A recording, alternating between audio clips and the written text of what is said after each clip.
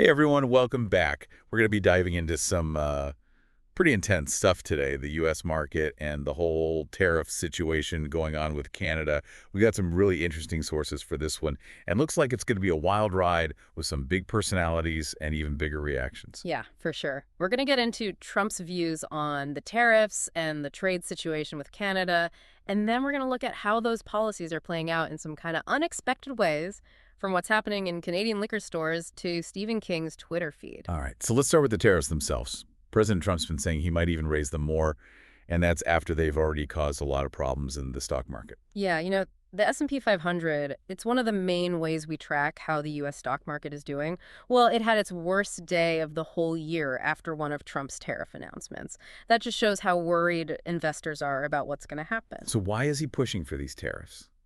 It seems like a risky move, even if you think it'll help in the long run. Well, his main argument is that the U.S. has been getting the short end of the stick in a lot of trade deals, especially with Canada.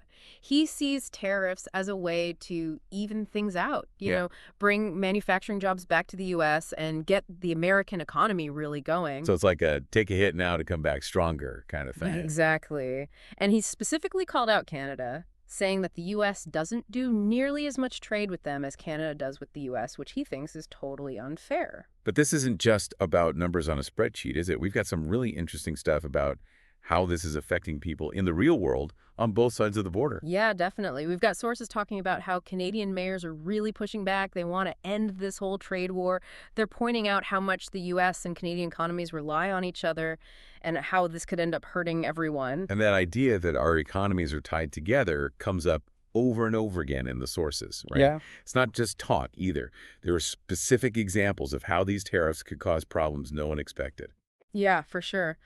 We've got this example of a mayor in Indiana. His town's economy really depends on the steel industry, and he's worried about what these tariffs will do to jobs there. Then there's another mayor. This one's from Mount Vernon, New York. He's worried about tariffs on Canadian energy because it could mean people in his city will have to pay more for electricity. It really shows how decisions made in Washington can affect people's lives in ways you wouldn't even think about.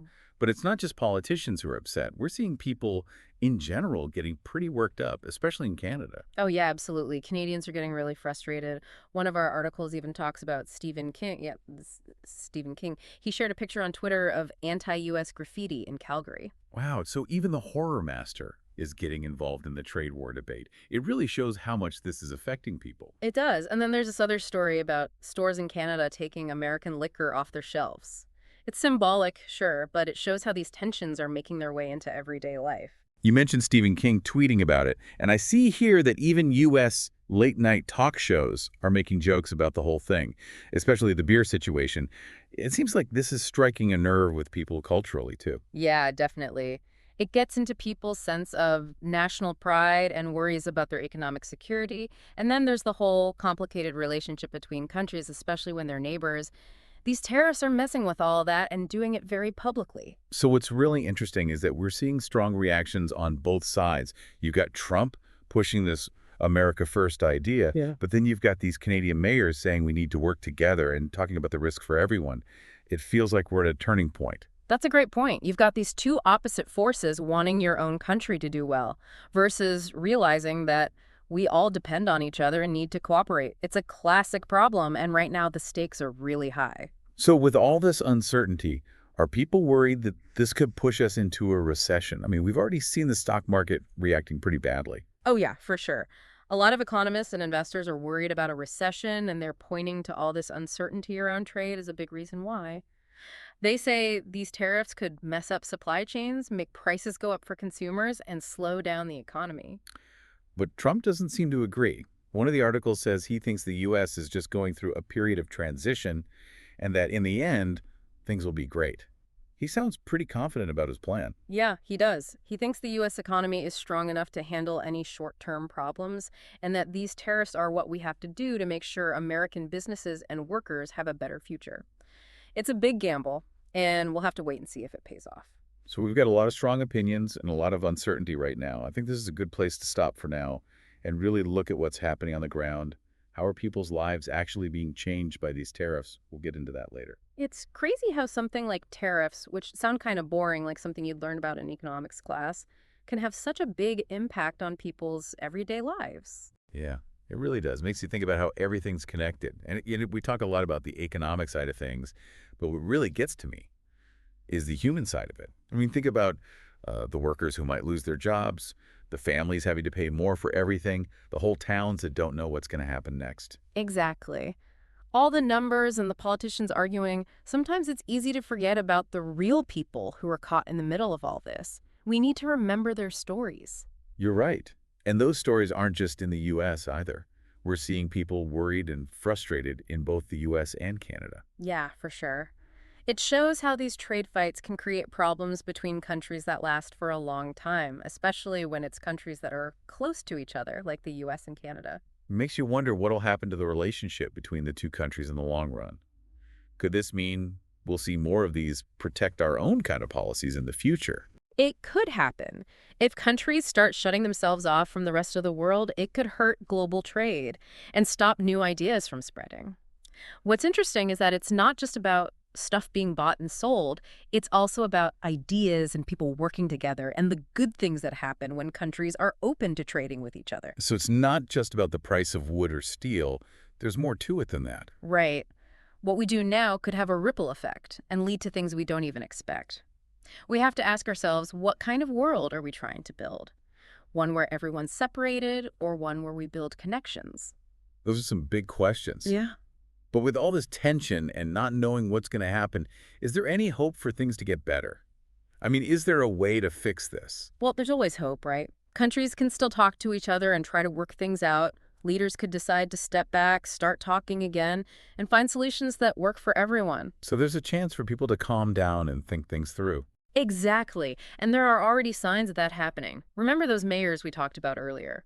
The ones from both the US and Canada who met in Washington. That shows that even with this trade war going on, people still want to work together and understand each other. That's good to hear. It means that, at least on a local level, people get that we're all in this together, that if one country gets hurt, the other one probably will too. It reminds us that this affects real people on both sides of the border, and they should have a say in what happens. But one thing that really caught my eye was Trump putting tariffs on Canadian dairy and lumber. He says that Canada's taxes on those things are way too high, and he wants to make it fair. But doesn't that go against his whole idea of making the U.S. economy stronger? I mean, won't those tariffs just end up hurting American shoppers and businesses that need those Canadian products? That's a good point, and it shows how complicated trade wars are, how they can have effects you don't expect. Sometimes these policies make some people winners and some people losers in ways you wouldn't guess, and it's not always obvious what the overall effect on the economy will be. It's like some kind of crazy economic chess game where every move could start a chain reaction. Yeah, a really high-stakes game. And it's making a lot of people worried and unsure about what the future holds. So what does all this mean for the average person? What can we do? Should we be getting ready for the worst? Well, it's always smart to be ready for when the economy changes. Having a plan for your money, spreading your investments around, and being careful about how much you spend are all good things to do no matter what's happening with the global economy. So we should be careful and maybe spend a little less. But you're saying we shouldn't freak out. Right.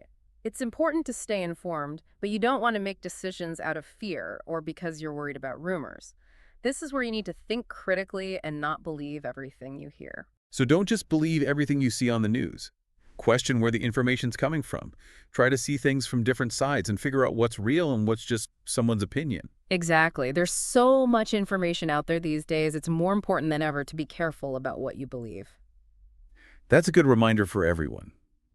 But with all this talk about tariffs and trade wars, it's easy to forget about the people involved, the real stories behind what we see in the news. You're totally right. The people who might lose their jobs, families struggling to afford things, towns that don't know what's coming next, those are the stories that matter most. And those stories are on both sides of the U.S.-Canada border. This affects people in both countries. At the end of the day, we're all connected, and we need to remember that. Definitely. Our economies and our societies are so tied together that we're all in this together, whether we like it or not. And that brings us back to those mayors and their call to end this trade war. Maybe what we need to hear right now is their message about working together and understanding each other. Yeah, it's a reminder that talking to each other and trying to understand different points of view are really important for finding solutions. And even with all the tension right now, there's still hope for a future where we work together and everyone benefits. A future where trade is a good thing, not something that causes fights. Now, that's something worth working towards. But it looks like it's going to be a rough ride for a while. Yeah, it's going to be a wild ride. You know what? All this talk about Canada is making me want a Canadian beer. Maybe a good chance to support local businesses, huh? See, it all comes full circle. It does. Well, let's wrap things up here and give our listeners something to think about. Okay, so we've talked about how complicated this whole thing is economically, what the politicians are thinking, and even how it's affecting culture. But when you really get down to it, it's all about people, isn't it? It really is. Every time you see a statistic or read a headline about this, there are real people behind it, workers who don't know if they'll have a job tomorrow, families who are having to make tough choices about money, whole communities that are struggling to adjust. Those are the stories that remind us why this is so important. And it's easy to get lost in all the arguing back and forth about whether tariffs are good or bad, but we can't forget that there are real people whose lives are being affected by this.